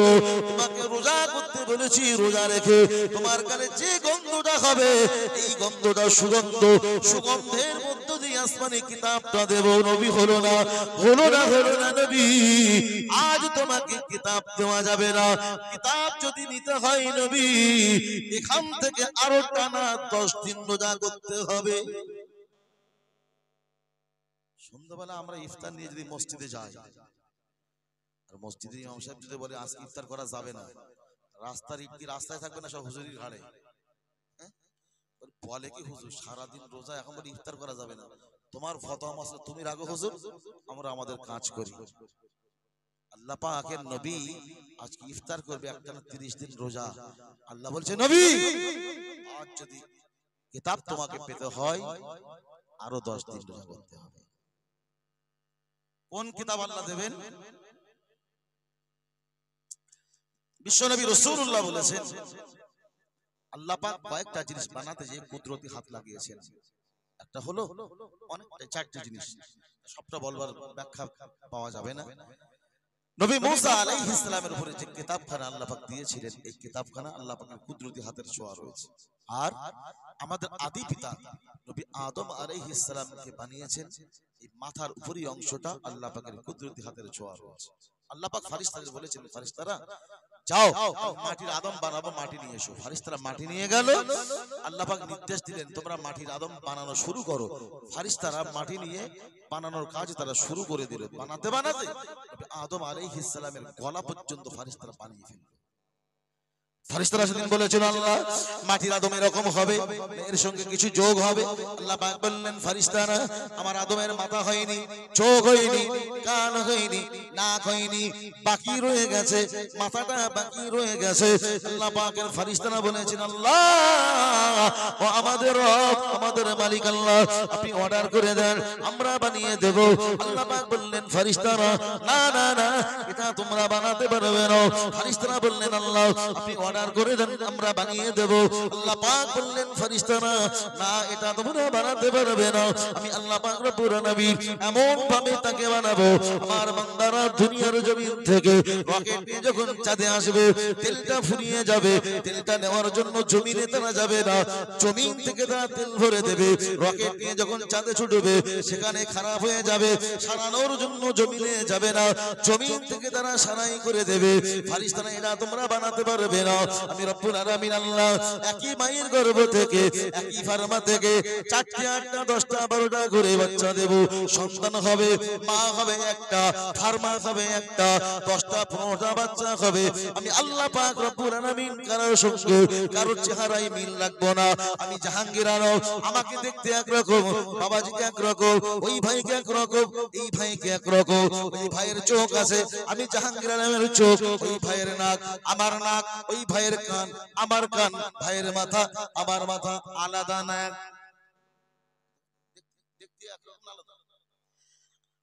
আল্লাহ পাক বললেন ফেরেশতারা দুনিয়ার জমিনে যত ফার্মা রয়েছে না কেন, যত সাজ আছে না কেন, ইন্ডিয়া যদি লেখা থাকে ওর ভাটা ইন্ডিয়া লেখা, যত মাল বার হবে ইন্ডিয়া লেখা বার হবে তো নাকি না পপুলার ইন্ডিয়া ফার্মায় লেখা ইন্ডিয়া, যত কাদা দেবে ইট বার হবে ইন্ডিয়া তো লেখা ইন্ডিয়া। আল্লাহ পাক বললেন মায়ের পেট ফার্মা হলো একটা, 10টা 15টা সন্তান খাবে, একই রকম হবে না, কারো চোখ কান নাক থাকবে 10টা 10 রকম। শুধু তাই নয়, পৃথিবীতে লাখ লাখ কোটি কোটি আমার বান্দা বান্দি হবে, কারো সঙ্গে কারো চেহারায় আমি আল্লাহ পাক মিল রাখবো না। ফেরেশতারা শোনো, এটা তোমরা বানাতে পারবে না। আমি রব্বুল আলামিন আল্লাহ পাক নিজের কুদরতি হাতের ছোঁয়া লাগিয়ে বানাবো। বিশ্বনবী রাসূলুল্লাহ জানিয়েছেন আল্লাহ পাক রব্বুল আলামিন নবী আদম আলাইহিস সালামের আমাদের আদি পিতা নবী আদম আলাইহিস সালামের দেহের উপরি অংশটা অর্থাৎ মাথার এই উপরি অংশটা আল্লাহ পাকের কুদরতি হাতের ছোঁয়া লাগিয়ে বানিয়েছেন। জোরে বলুন সুবহানাল্লাহ।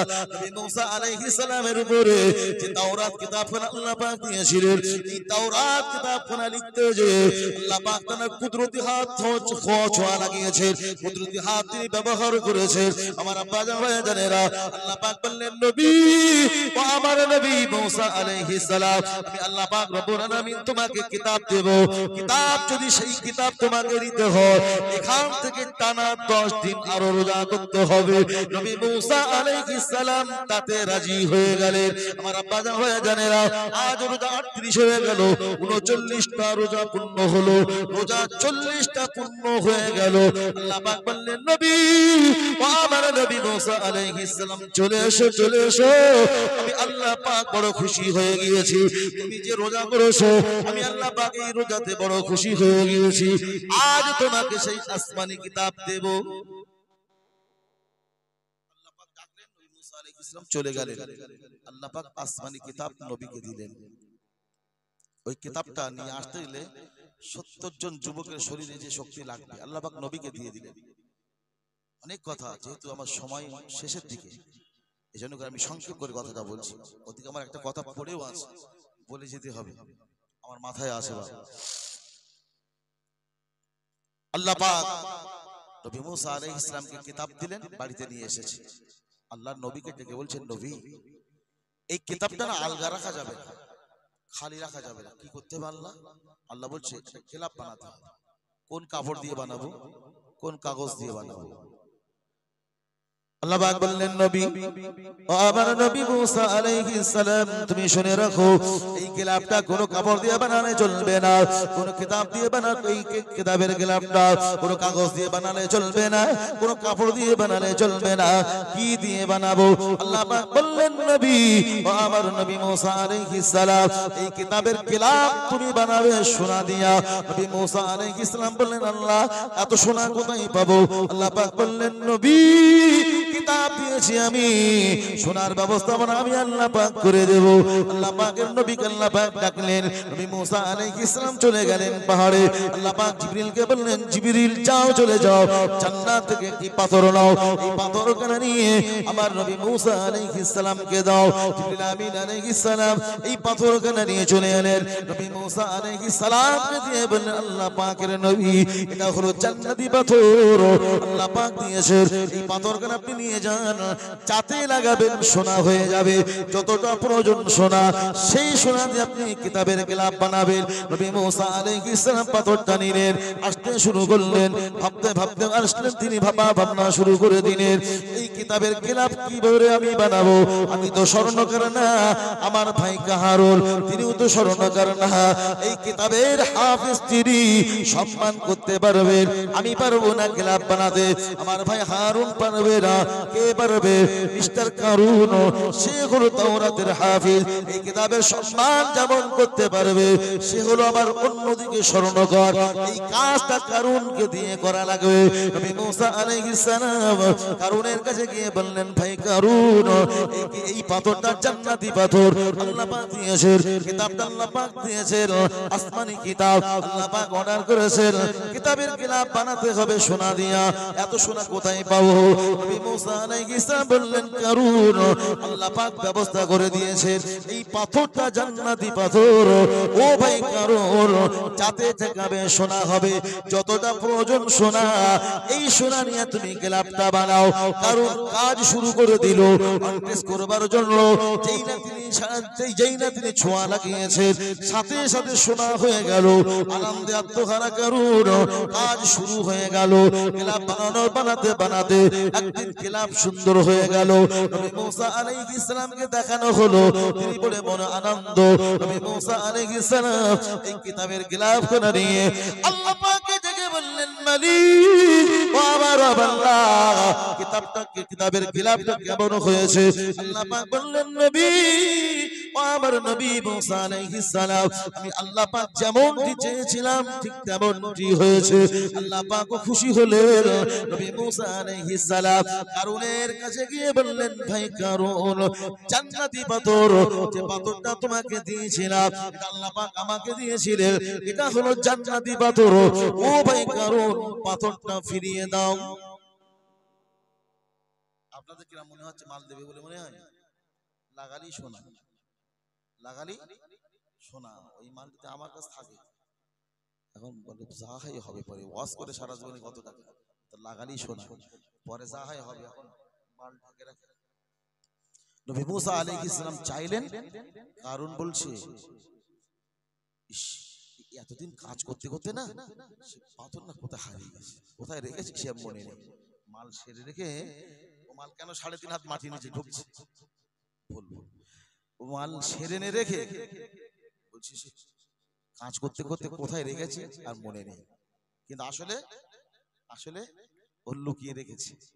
নবী মুসা আলাইহিস সালাম বললেন ভাই কারুন তুমি যদি সত্য বলো কাজ করতে করতে যদি পাথরটা হারিয়ে যায় আল্লাহ পাক যেন তোমাকে ক্ষমা করে দেয়। ভাই কারুন এটা শুনে রাখো, পাথরটা লুকিয়ে রেখে যদি মিথ্যা বলো এর বিচারটা আমার আল্লাহ পাক করে দেবে।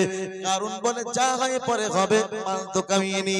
তবে মুসা আলাইহিস সালাম চলে গেলেন, কারুনের খেলা শুরু। কারুন ঠেকায়ার সোনা, লাগায়ার সোনা, ঠেকায়ার সোনা, সোনা বানাতে বানাতে বানাতে বানাতে বানাতে কারণ এত সম্পদের মালিক হয়ে গেল, এত অর্থের মালিক হয়ে গেল।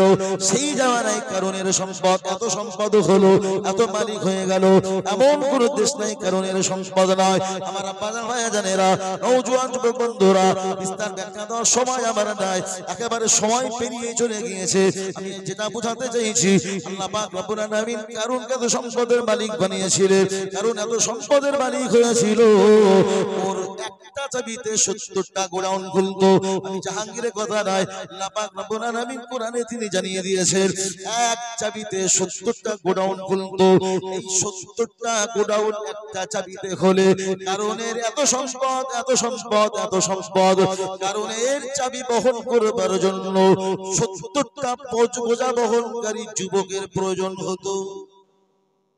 কেউ মারামারি করতে পারে, যুবক শক্তি আলাদা। কেউ বোঝা বহন করতে পারে, মাথায় বোঝা নেই, সে প্লেয়ার আলাদা। মুটেতে শক্তি আলাদা না, তাদের শক্তি আলাদা। বলছে তাদের মাথায় যদি কারণের এই সম্পদের চাবিগুলো যদি চাপিয়ে দেওয়া হতো, তাদের মাথা ঝুঁকে যেত। ইন্না কারুন কানা মিন কওমি মূসা ফাবাগা আলাইহিম ওয়া আতাইনাহু মিনাল কুনুজি মা ইন্না মাফাতিহাহু লাতানু বিল উসবাতি ওয়াল কুওয়া। নিশ্চয় কারণ মূসা আলাইহিস সালামের কওমের মানুষ তিনি ছিলেন, যে একটা চাবিতে 70টা গোডাউন খোলে। বুঝবেন কথা ভালো করে, এক চাবিতে 70টা গোডাউন। আর ওই গোডাউনের চাবি বোঝা বহন করতে গেলে 70টা যুবকের মাথায় যদি চাবি চাপিয়ে দেওয়া হয়, তাদের মাথা ঝুঁকে যাবে। তাহলে কত সম্পদের মালিক হিসেবে পাওয়া যাবে বাপ, এত সম্পদ। এবারে তো খেলা শুরু। ধৈর্য থাকবে আপনাদের? হ্যাঁ না কিছু বলেন, তারপরে লাইন আসলে হলো না, মানে জবান আপনাদের খোলা দিয়ে পারলাম না, কিটি করে বসে তাই যেভাবে চলে সেভাবে চলে।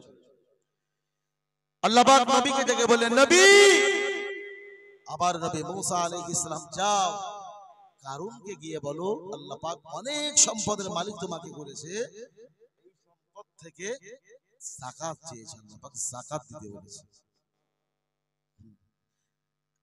এবারে নবী মুসা আলাইহিস সালাম কারুনের কাছে এসে বলছে, ভাই কারুন, আল্লাহ পাক তো তোমাকে অনেক সম্পদের মালিক করেছে, এই মাল থেকে আল্লাহ পাক যাকাত চেয়েছে, কি দিতে হবে ভাই, কি দিতে হবে? ওটা লুঙ্গি টুঙ্গি কিনে দিলে হয় না? আমরা যা যাকাত দেয় না, লুঙ্গি আর শাড়ি, মানে যা লুঙ্গি দেয় ও লুঙ্গি কি পরা যায়? দোকানে গিয়ে বলে, যখন লুঙ্গি নেয় রমজান মাসে, তো বলে কি ভাই পরবেন না যাকাত দেবেন, মানে ও মাল শুধু যাকাতেই দিতে হয়, পড়তে হয় না। দোকানে আলাদা তোলা থাকে লুঙ্গি আর শাড়ি, বাইরে সে লুঙ্গি আর শাড়ি চাকার নিশান। আরে তুমি টাকা দাও, ওষুধ কিনতে পারে, হাড়ি কিনতে পারে, ইলেকট্রিক বিল দিতে পারে, তুমি তার অধিকার নষ্ট করছো কেন? লুঙ্গি কিনে দিচ্ছ, শাড়ি কিনে দিচ্ছ কেন? তুমি তার যাকাতের টাকাটা তাকে দিয়ে দাও, সে একটা সেলাই মেশিনও কিনতে পারে, তার একটা পরনের জামা কিনতে পারে, সে একটা ল্যাম্প কিনতে পারে। তুমি শাড়ি আর লুঙ্গি দিয়ে সীমাবদ্ধ কেন করছো? কারণ বলছে এরকম কিছু দিলি হয় না ভাই, চালাকি। মুসা আলাইহিস সালাম বললেন, সুলুসুল মাল, তোমার যা সম্পদ 3 ভাগের 1 ভাগ মাল দিতে হবে। 3 ভাগের 1 ভাগ মাল আল্লাহর রাহে যাকাত দিতে হবে। আচ্ছা, আমাদের যে হাত, এই হাতের তালু, এই যে তালু আছে না, এখানে যদি তেল কিংবা পানি দিই থাকবে না? আর যদি আঙুল বরাবর দিই তেল কিংবা পানি, থাকবে না পড়ে যাবে? পড়ে যাবে। তেলও থাকে না, পানিও থাকে না। আর ও প্লেয়ার কারুনের হাত এমন, তালু যেরকম আঙুলও সেই রকম, আঙুলের উপরে তেল এবং পানি, 1 ফোঁটা পানি এবং তেল জমিনে কোনোদিন পড়েনি, ওরা এই আঙুলই ভাগ। আল্লাহ পাক এমন ভাবে কারুনকে তৈরি করেছিল, হাতের আঙুলগুলো, ওর হাতের আঙুলের এই ফাঁক থেকে 1 ফোঁটা তেল পানি জমিনে কোনোদিন পড়েনি। ওই প্লেয়ার যাকাত দেবে বলে মনে হয়? যার হাতের আঙুলের ফাঁক থেকে কোনোদিন পড়েনি, দেখবেন যারা নিজেরা ভালো খায় না, অপরকে দিতে গেলেও বলে মনের মধ্যে কিরকম একটা হয় বলে। যদি লোকের দিতে হয় 2 টাকার জায়গায় 10 টাকা, ও তো ভালো খায় না, ও তো 2 টাকায় খেয়ে, মানে বাজারে গিয়ে কোনোদিন মন চায় না যে ভালো খাই, আর আমি 2 টাকা থেকে 10 টাকা কি করে দিই, ও দিল কখনো চাইবে না। কারণ চিন্তা করতেছে এবার খুব, এত মাল, আর এই 3 ভাগের 1 ভাগ মাল যদি দিতে হয় তো আমার থাকবে কত কষ্ট করে মাল। আলহামদুলিল্লাহ। ও চিন্তা করতেছে যে এত মাল কি করে দেব। তখন কারণ একজন মহিলাকে ডেকেছে, বলছে শোন, বলছে ঈদের নামাজ যখন হবে, মুসা আলাইহিস সালাম মানুষের সমাগম যখন থাকবে, সেই সময় তুই উঠে বলবি নবী মুসা আলাইহিস সালাম আমার সঙ্গে জেনা করেছে, নাউজুবিল্লাহ, জোরে বলুন। আর এই মহিলাও জানে যে কারণ এই প্লেয়ার কি জুতির প্লেয়ার। বলছে শোনো, তুমি যে আমার বললে জেনার অপবাদ, জেনার অপবাদ দিতে বলছো, তা কি দেবে তুমি আমায়? কি নিবি? 10,000 স্বর্ণ মুদ্রা দিতে হবে। বলছে তাই দেবো? চিন্তা করলো 10,000 স্বর্ণ মুদ্রা দিলি যদি আমার এই সুলুসুল মাল 3 ভাগের 1 ভাগের মালের হাত থেকে যদি বাঁচা যায় তা ভালো, আমি ওই 10,000 স্বর্ণ মুদ্রা দিয়েই বেঁচে যাব। মহিলা বলছে শোনো, তুমি যে কি ফেলে আর তোমার চিন্তা আমার বাকি নেই, আমাকে একজন নবীর বিরুদ্ধে জেনার অপবাদ দিতে তুমি বলছো, আর এই কাজ আমাকে দিয়ে করাবে, টাকা দেবে বলছো 10,000 স্বর্ণ মুদ্রা, কাজ উত্তর হয়ে গেলে তুমি তো মাল টাকা দেবে না, তোমার চিনি ভালো লাগে, তুমি আগে মাল দাও তারপরে কাজ হবে। যাই বাহু, আমি বলছিলাম একটা কথা, কারণ কেন 3.5 হাত মাটির নিচে ঢুকছে। পরবর্তী বক্তা আমারই বন্ধুবার, আমাদের খুব কাছের মানুষ, মনের মানুষ, পশ্চিম বাংলার অলিতে গলিতে যিনি আলোড়ন সৃষ্টি করেছেন, জনাব আলহাজ মাওলানা ভাই আমারুল্লাহ সাহেব, সবাই চেনেন এবং জানেন।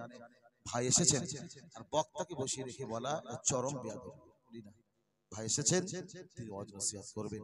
তবে একটা কথা আমি মাঝে ছেড়ে এসেছি, ওটা না বললে নয়। ওই যুবকের কথাটা একটু বলে দিই, আমি বিদায় হব। মনে আছে না? একটু বলে দিই কয়েক সেকেন্ডের মধ্যে। এটা যা হবার অন্তর পর্যন্ত থাক, কেন ঢুকতেছে ঢুকতেই থাক, পরে নাই তোলা যাবে না, কি করা যায়। এদিকে ওই যুবক বিশ্বনবী রাসূলুল্লাহর বাড়ি থেকে চলে গিয়েছে। রাসূলুল্লাহর সঙ্গে কথোপকথন হয়ে যুবক যখন বাড়িতে রওনা, অন্যদিকে রওনা দিয়েছেন আর কাঁদছে। এত কান্না কাঁদে ওই যুবকটা, এত কান্না কাঁদে। আল্লাহ পাক রব্বুল আলামিন জিবরিল আমিন আলাইহিস সালামকে পাঠিয়ে দিলেন। জিবরিল আমিন আলাইহিস সালাম বিশ্বনবী রাসূলুল্লাহর কাছে এলেন। ইয়া রাসূলুল্লাহ, ইয়া হাবিবাল্লাহ, হুজুর, একটু আগে যে যুবকটা এসেছিল আপনার কাছে বলেছিল ক্ষমা পাবে কি পাবে না, এত পরিমাণ গুনাহ করেছে, জমিন থেকে আসমান পর্যন্ত কেন, চন্দ্র সূর্য যত বড়, সব মিলিয়ে যত বড়, তার গুনার পরিমাণটা তার থেকে অধিক পরিমাণ বড়। ওই যুবকটা এত কান্না কেঁদেছে, আল্লাহ পাকের জমিনটা ভিজে কাদা কাদা করে দিয়েছে এবং তওবা করেছে। শুরুতেই বলছিলাম তওবা, তওবাকারীকে আমার আল্লাহ বড় পছন্দ করে, আমার আল্লাহ তওবাকারীকে বড় পছন্দ করে। এই যুবক খালেস দিনেতে তওবা করে, নিজের গুনাহ বুঝতে পেরে, ভুলটাকে বুঝতে পেরে খালেস দিনেতে তওবা করে আল্লাহ পাকের কাছে এমন করে রুনাজারি করেছে, কান্নাকাটি করেছে, এত কান্না কেঁদেছে, আল্লাহ পাক রব্বুল আলামিন ওই যুবকের তওবা কবুল করে নিয়ে ওই যুবকের জীবনের গুনাহগুলো আমার আল্লাহ পাক মাফ করে দিয়েছে। সেই আগায় আর মাথা বলে দিলাম, মনে আছে তো নাকি? এর মধ্যে সব ফাঁকা হয়ে গেছে বাবু? আর নয়, আমি যেটা বোঝাতে চাইছি, আমরা জীবনে 40, 50, 60, 70 বছর বয়স পেয়েছি, আমরা অনেক গুনাহ করেছি। হতাশ হবেন না, আল্লাহ নিজেই বলছে বান্দা তোমরা হতাশ হও না, নিরাশ হও না, তোমরা আল্লাহ পাকের রহমতের আশা তোমরা করো, আশা থেকে তোমরা নিরাশ হও না। বান্দা ভুল করেছো, অন্যায় করেছো, পাপ করেছো, ফিরে এসো, তওবা করো, কাঁদো। নিষিদ্ধ রাতের মানুষগুলো যখন ঘুমিয়ে পড়ে, তুমি উঠে ওযু করে 2 রাকাত নামাজ পড়ে আল্লাহ পাকের কাছে সিজদা দিয়ে আল্লাহ পাকের কাছে দুটো হাত উঠিয়ে তুমি কাঁদো। আমার মতো যদি চাইতে পারো, 2 ফোঁটা চোখের পানির বিনিময়ে আল্লাহ পাক আমাকে আপনাকে ক্ষমা করে দিতে পারে, পারেন না? আর এই 2 ফোঁটা চোখের পানির এত পাওয়া, এত দাম, কিয়ামতের মহাময়দানে এই 2 ফোঁটা চোখের পানি, মান বাকা বিন খাশিয়াতিল্লাহি হারামাল্লাহু তিলকাল আইনা আলান নার। আল্লাহ পাক রব্বুল আলামিন যে এই চোখের পানি, যে ব্যক্তি আল্লাহ পাকের ভয়ে কাঁদে, কেঁদেছে, আল্লাহ পাকের ভয়ে যারা কেঁদেছে এই চোখের পানির ওসিলাতে আল্লাহ পাক জাহান্নামের আগুন সেই চোখের জন্য হারাম করে দেবেন। সুবহানাল্লাহ বলবেন না? আল্লাহ পাকের ভয় অন্তরে রাখবেন, আল্লাহ পাককে ভয় করবেন, সব সংযত সংযমী হয়ে যাবে। আমাদের জবান থেকে ফায়সা কথা যা ইচ্ছা তাই মুখে আসবে, যা ইচ্ছা তাই বলে দিলাম না। আল্লাহর ভয় যখন অন্তরে আসবে বান্দার সবটাই তখন পরিবর্তন হয়ে যাবে। আল্লাহ পাক আমার আপনাকে